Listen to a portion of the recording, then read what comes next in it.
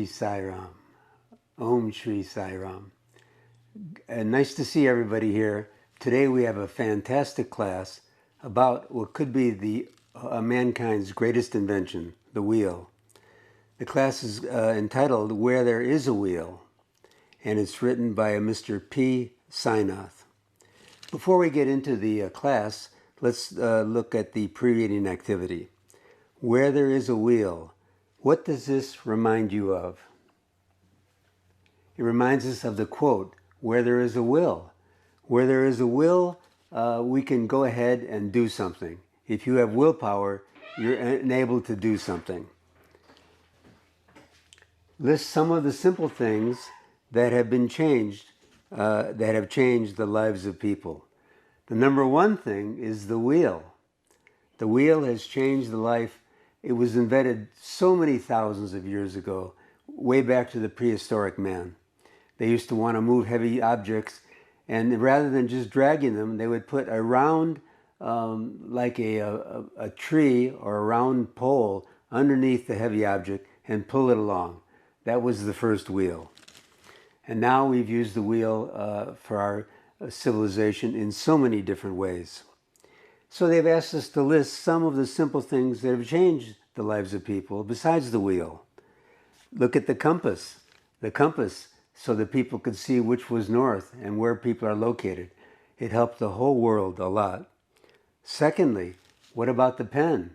As soon as we devised the pen, we're able to write. And now we have books, and now we can communicate so much language to people. And then there's the electric light. The electric light opened up a whole new civilization for people. They could have so many more hours of being effective. 5, how about this one? The nail. The nail has helped us to build everything, used in a very positive way. 6, how about the zipper? The zipper for closing up clothes, rather than just having them loose all of the time. Sewing machine. A sewing machine has helped clothe the whole world. Then there is the paperclip, the phone. How many people have phones now?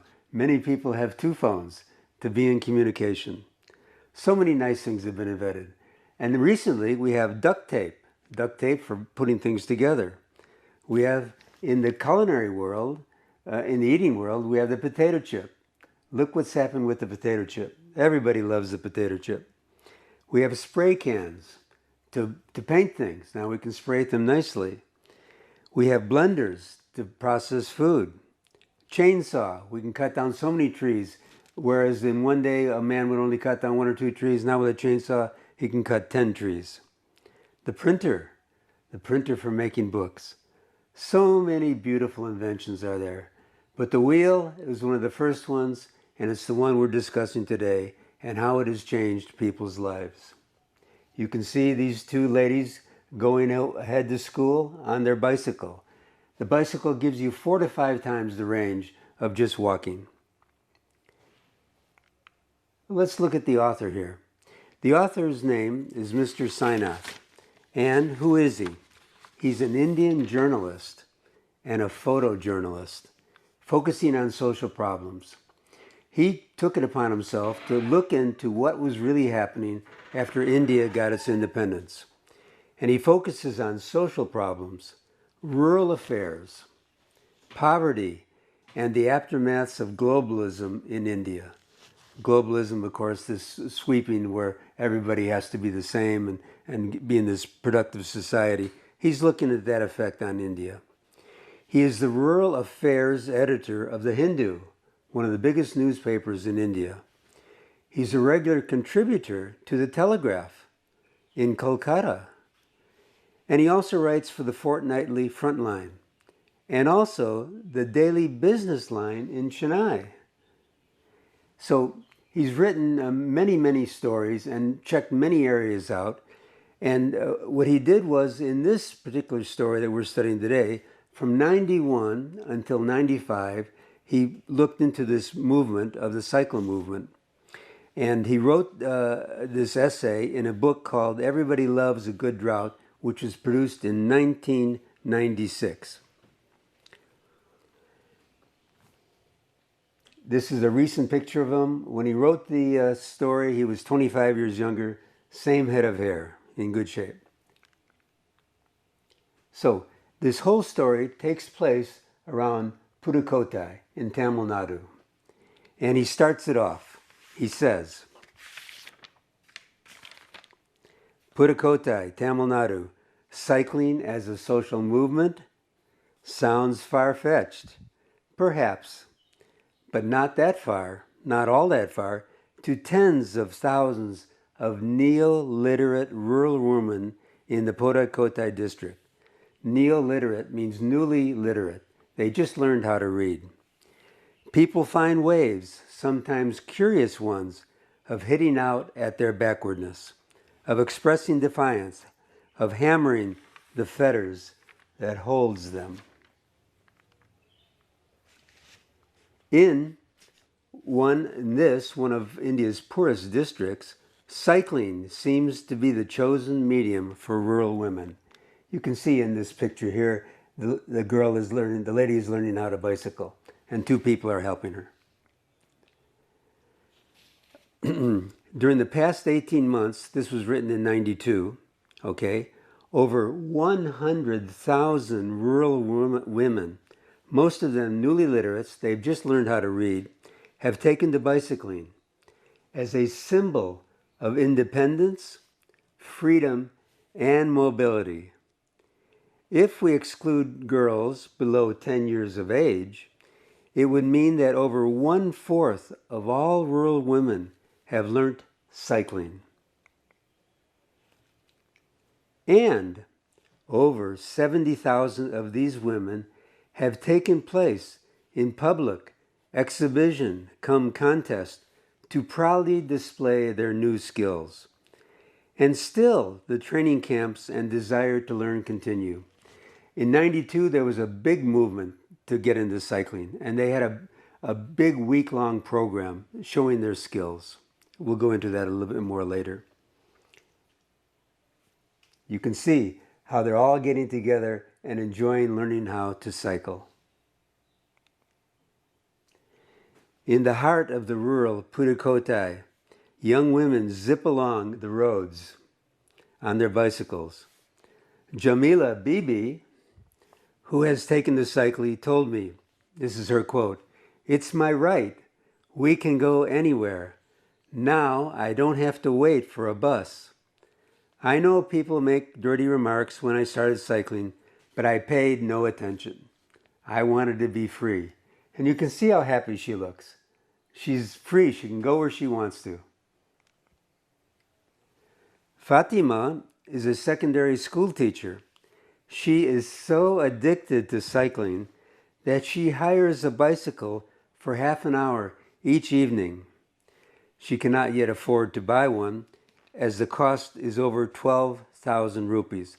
This is in 91, 92. This is what they cost at that time. She said, "There is a freedom in cycling. We are not dependent on anyone now. I can never give this up." Jamila, Fatima, and their friend Abikani, all in their early 20s, have trained hundreds of other young women from their community in the art of cycling.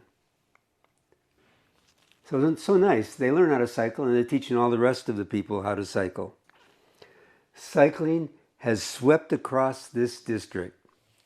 Women, agricultural workers, quarry workers, and village health nurses are among its fans. Joining the rush are Balwadi and Angawadi workers, gem cutters and school teachers, and Gram Sevakas and midday meals workers are not far behind. The vast majority are those who have just become literate. The district's vigorous literary drive, led by Arivola Ayakam, that's the Light of Knowledge movement, has been quick to tap this energy. Every one of the neo-literate, neo-cyclist women I spoke to saw a direct link between cycling and their personal independence.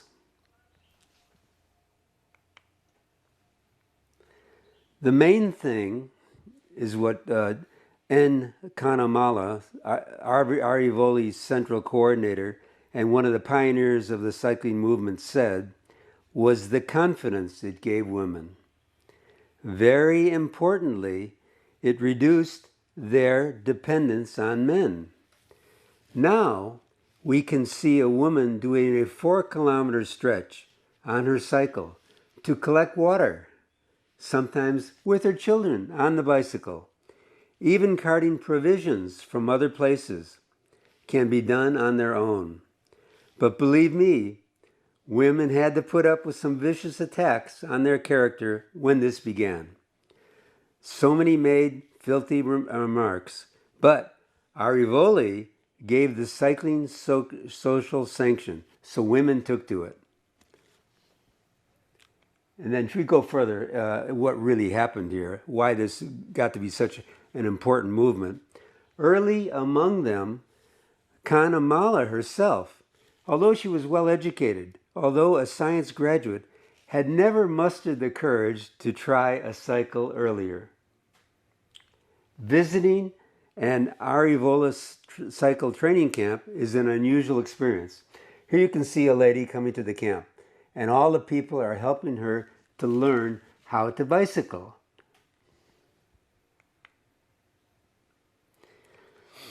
In Kilakuruchi village, all the prospective learners had turned out in their Sunday best. They had these camps on Sunday, and the ladies would come dressed up very beautifully in their Sunday best. And then you can't help but be struck by the sheer passion of this pro-cycling movement. They had to know. They worked hard. They wanted to know how to bicycle. Cycling offered a way out of enforced routines around male-imposed barriers. The neo-cyclist, which means new cyclist, even sings songs produced by Arivoli to encourage bicycling. One of these has lines like, and this is from the song, "Oh sister, come learn cycling, move with the wheel of time." Very large numbers of those trained have come back to help new learners. They work free of charge for Arivoli. Arivoli is the literacy movement. And they're oddly called, okay, they just learn how to bicycle themselves, but they're called master trainers. Gives them a little bit of enthusiasm and courage to train other people. There is not only a desire to learn, but a widespread perception among them that all women ought to learn cycling. In turn, their experience has enriched the literacy movement. The neo-cyclists are bound even more passionately than before to Arivoli. So the two movements have been going hand in hand here.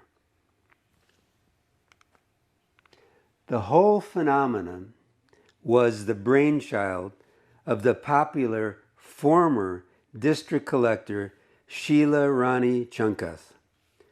Her idea in 1991 was to train female activists so that literacy would reach women in the interior.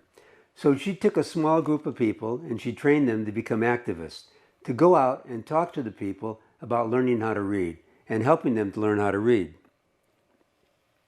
in the interior.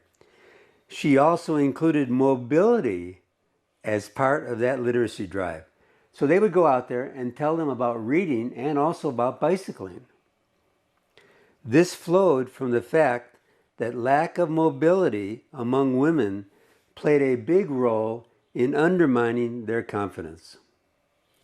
Chunkath pushed the banks to give loans for women to buy cycles. She also got each block to accept specific duties in promoting the drive. So she'd get these blocks of women together to help train the new women and to train the new people in reading. As the top official in the district, she gave it great personal attention. So this one woman really helped a lot of people to learn bicycling and reading in the interior. First, the activists learned cycling. So these people that worked for Chungkath would learn how to bicycle, okay? And then the neoliterates, the ones that just learned how to read, they wanted to learn.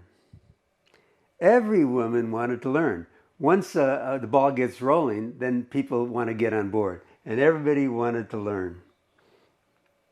Not surprisingly, this led to a shortage of the female cycles. The female bicycles, the girl bicycles have a lower middle than the male bicycles. The male bicycles have the line on top, as you can see here. So they were sold out of female bicycles. So the women didn't want to wait. They went ahead and got the gents' bicycles. And after a while, they liked the gents' bicycles because you could put a load on that gents' bicycle, on that bar there, and bring your children. So never mind, gents' bicycles would do just as nicely. Thank you.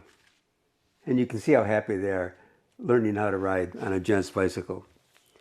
Some women preferred the latter, which is the gents' bicycle, as they have an additional bar from the seat to the handle. You can seat a child on that.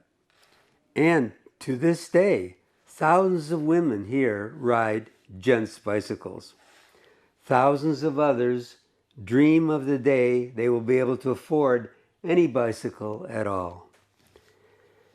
After the International Women's Day in 1992, this district can never be the same.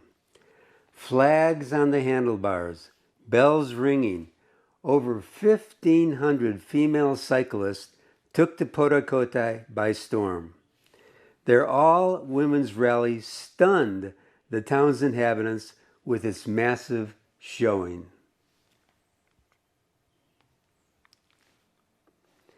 What did the males think about this? One who had to approve was S. Kanakaranjan. He's the owner of Ram Cycles. This single dealer saw a rise of over 350% in the sale of ladies' cycles in 1 year. That figure is probably an underestimate for two reasons. One, a lot of women unable or unwilling to wait for ladies' cycles went in for men's cycles. Two, second reason, Kanjaranjan shared his information with me with great caution. Here this reporter comes in, okay, and he's asking questions. So Kanjaran shared his information with great caution. For all he knew, I was an undercover agent from the tax sales department.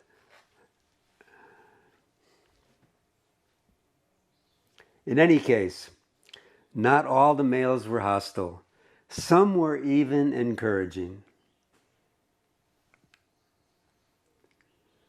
Muthu Bhaskaran, he's a male Aryavola activist for literacy inside the lesser traveled areas. For instance, he wrote a famous cycling song that became their anthem. He wrote the song that they were singing when they were riding their bikes. When in the blazing heat of Kudamalaya's stone quarries, you run into Manormani, she's 22, training others, you know it's all worth it. She's a quarry worker and an Aryavola volunteer herself. She thinks it's vital that her co-workers learn cycling. She says, our areas are a little cut off. You're way off the road, you got to go to these stone quarries, she told me. Those who know cycling, they can be mobile.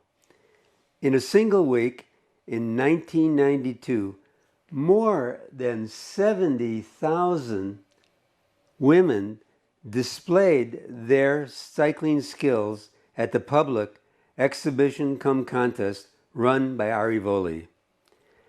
Because this was so big, an impressed UNICEF sanctioned 50 mopeds for Arivoli women activists.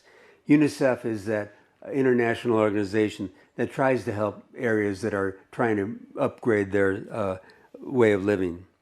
And they gave 50 mopeds. Mopeds are bicycles that have a little bit of electric power too. Cycling had a very definite economic implications. It boosts income. Some women here sell agricultural or other products within a group of villages. Some people knit clothes, they make clothes, they do all sorts of nice things, nice crafts, and they take these to other villages to sell them. For them, the bicycle cuts down on time wasted in waiting for buses. This is crucial for poorly connected routes. Secondly, the bicycle, it gives you much more time to focus on selling your produce or your product. Thirdly, it enlarges the area you can hope to cover. If you just walk to one village, you could bicycle to 3 or 4 villages. Lastly, it can increase your leisure time too. So, should you choose? Small producers who used to wait for buses were dependent on brothers, fathers, husbands, or sons even to reach the bus stop. But now they've got their bicycle. They're in good shape. They could cover only a limited number of villages to sell their product. Some walked. Those who could not afford bicycles still walk. These women had to rush back, some women, to tend the children and perform other chores like fetching water. Those who have bicycles now combine all of these tasks together with nonchalance. Nonchalance is the French word for no problem. They can do it easily. Which means you can even, along some remote road, see a young mother, child on the bar, produce on the carrier. She could be carrying 2, maybe even 3, perhaps even 3 pots of water hung across the back, and cycling towards home or work.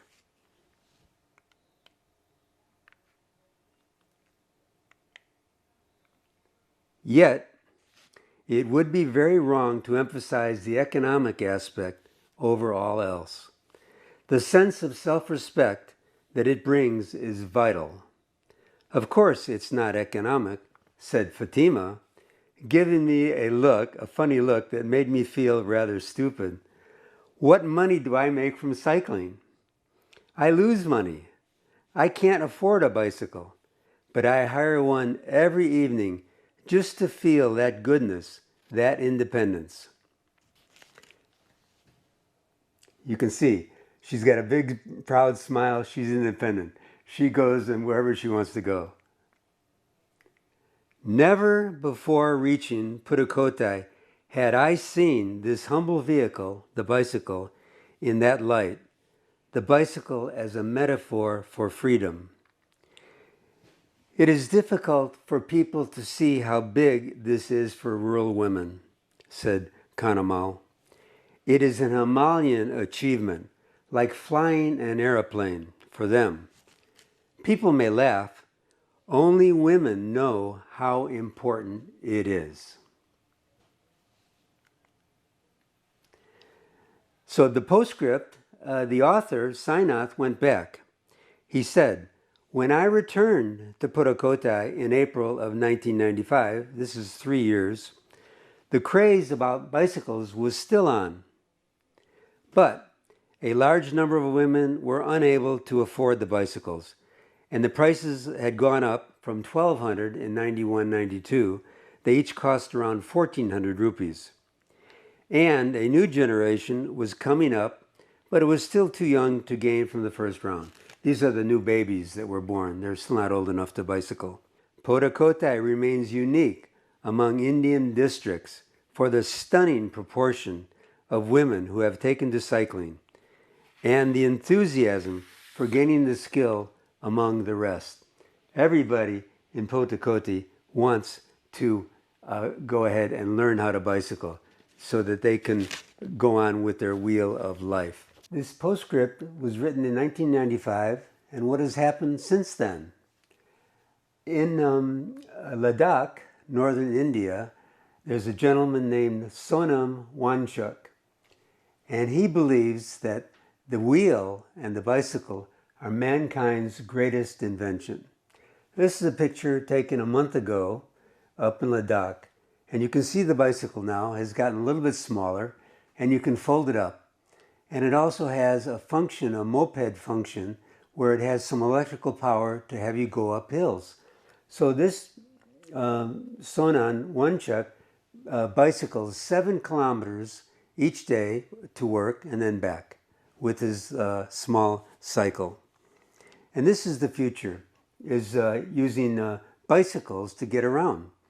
In fact, in the Netherlands, 25% of all the people use the bicycle to get to work and to school. Let's now go into the glossary that we learned in this beautiful lesson. The first word we learned was neoliterate. And as we explained during the reading, neoliterates mean new literates, new people that learn how to read.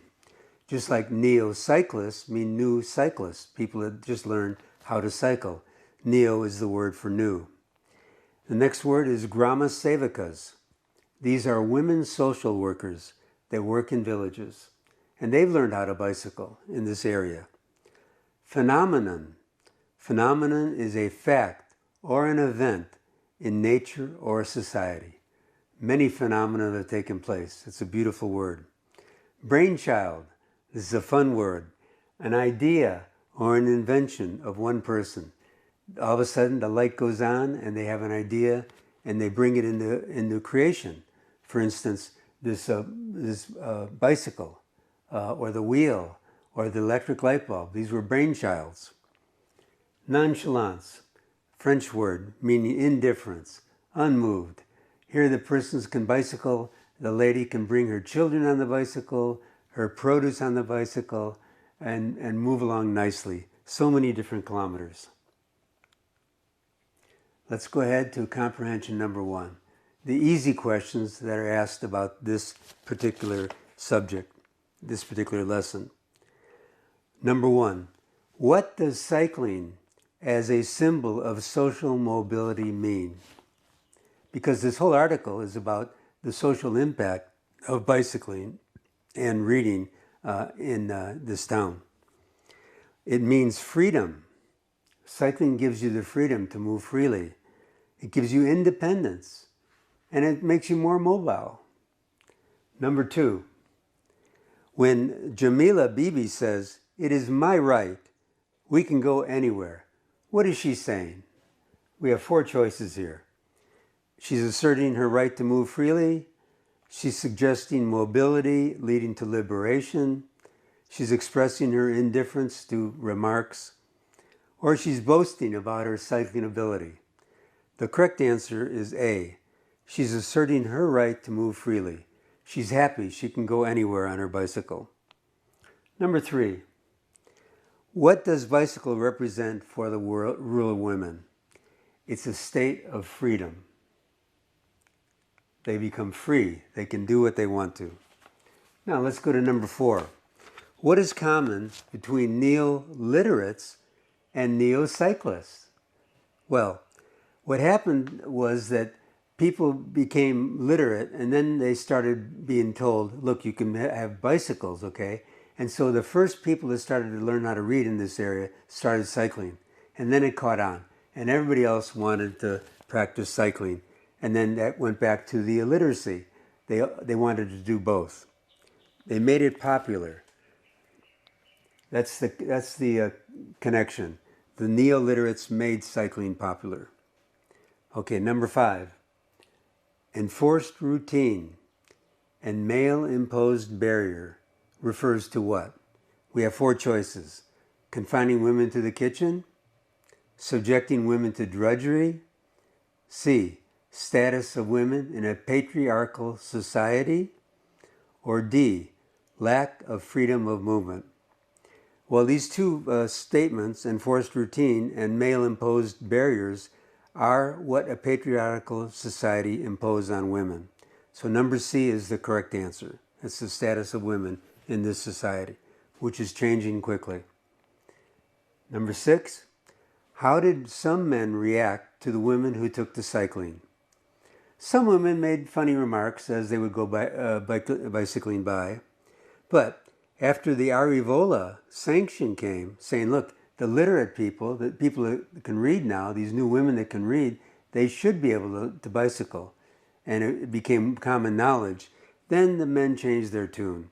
They accepted that. They realized that women are going to be more mobile now. They're going to be more read. They're going to follow their own freedom and independence. 7, what do the phrases flags on the handlebar and bells ringing, the bells on these bicycles, what does that suggest? That's what happened at International Women's Day in 1992, when 1,500 of these ladies went to Pudukkottai and showed off their bicycling skills. 8, why did UNICEF sanction mopeds to Arivola activists, women activists?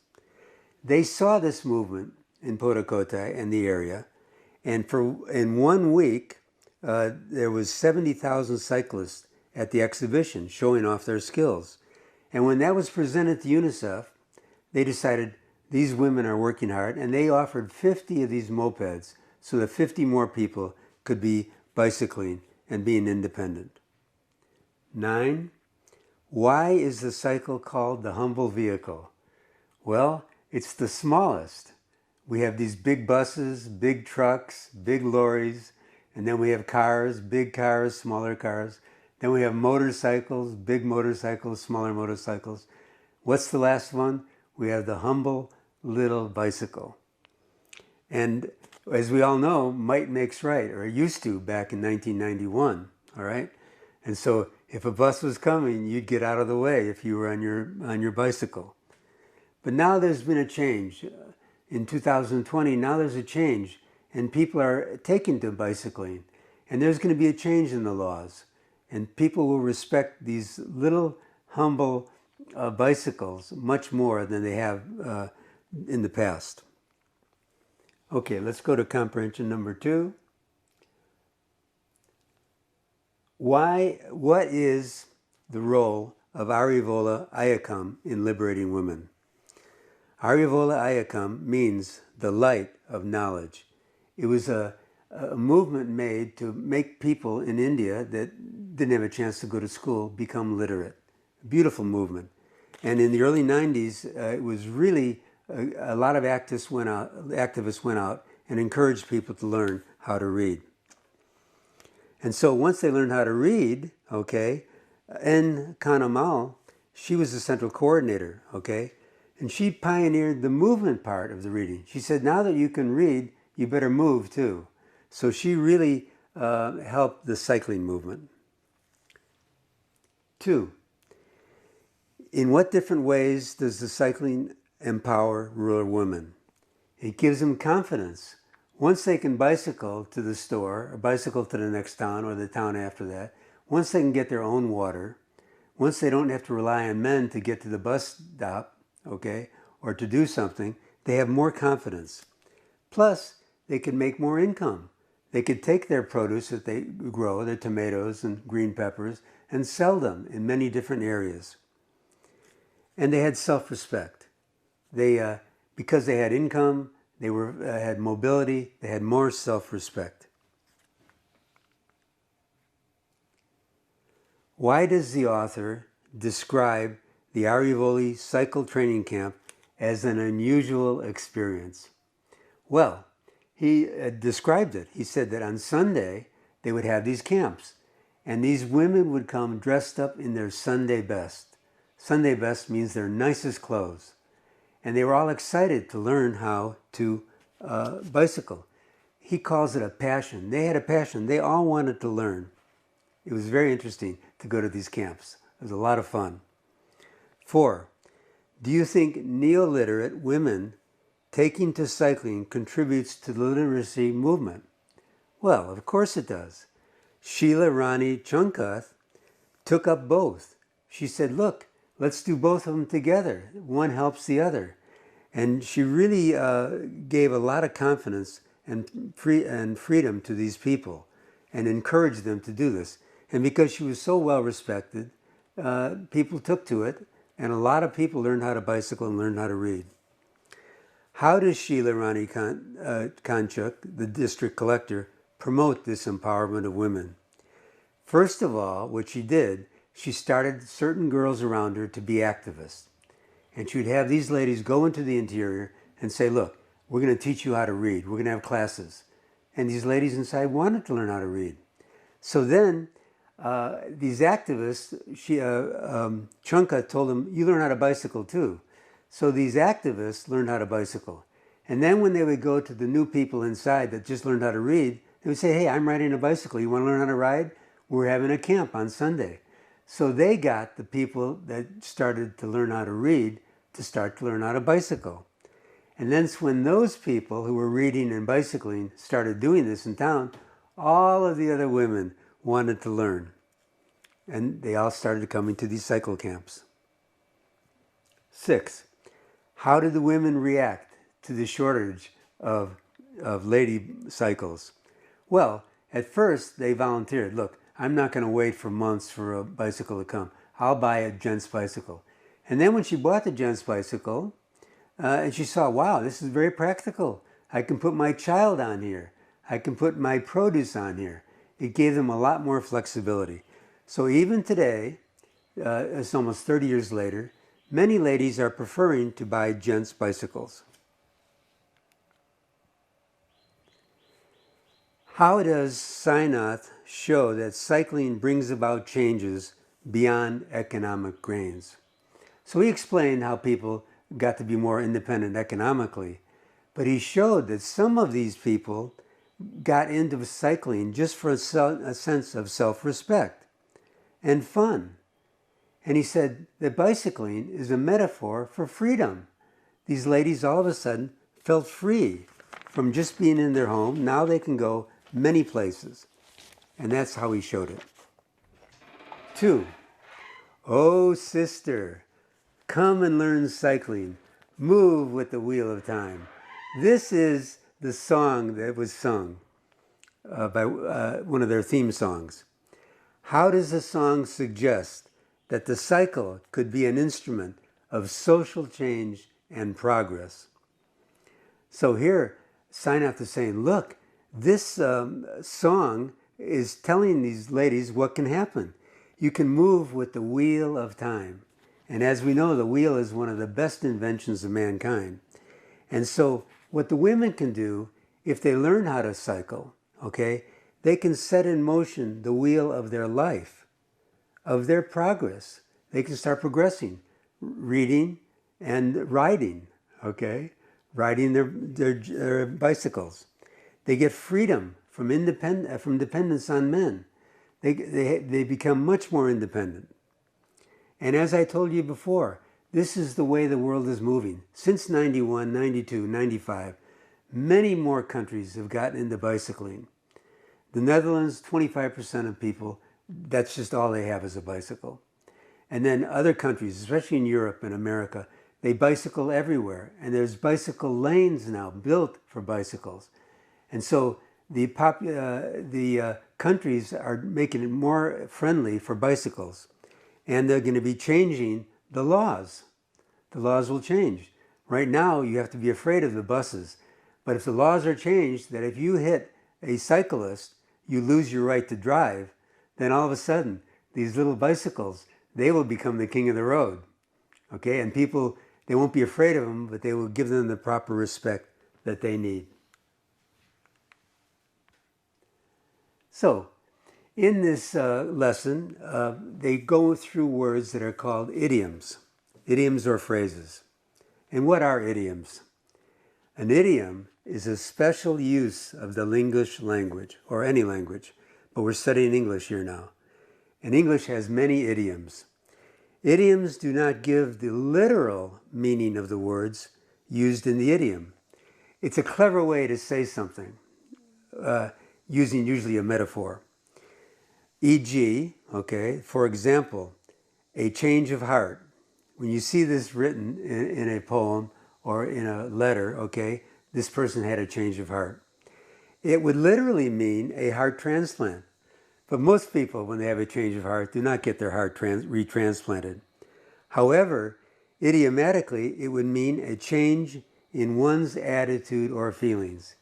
If you have a change of heart, you change your idea about a person, or about a school, or about a country. Now, let's look at an example. Look at the following pairs of idiomatic expressions. The meaning of the first pair is given in the brackets. Find out the missing ones. This is our assignment, okay?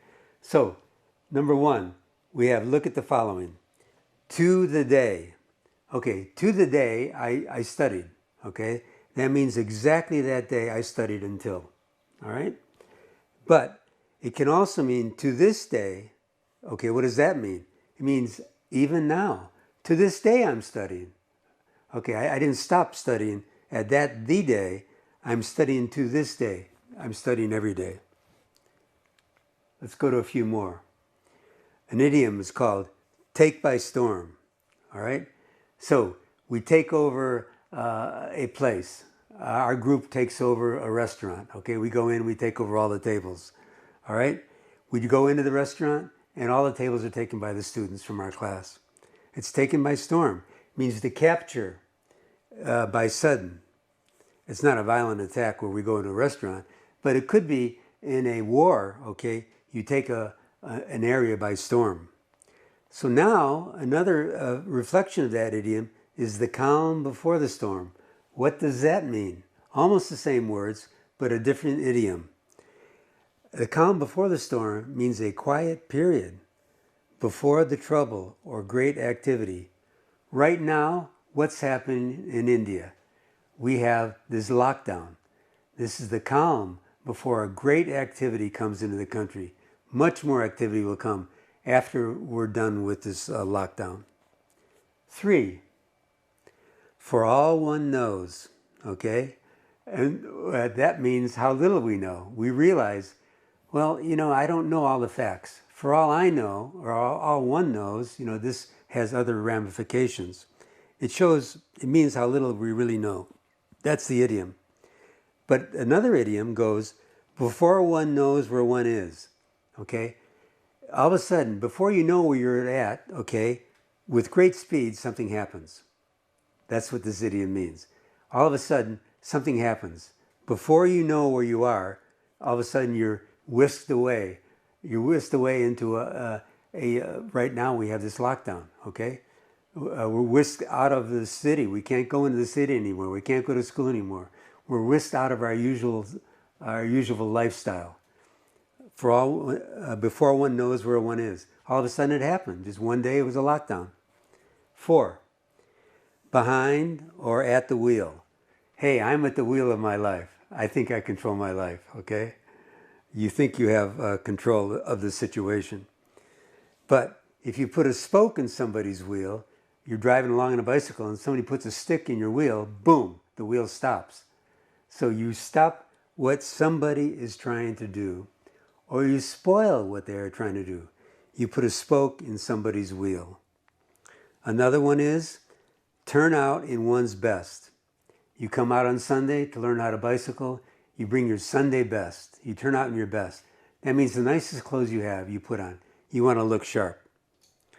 But then another idiom is as things turned out, all right?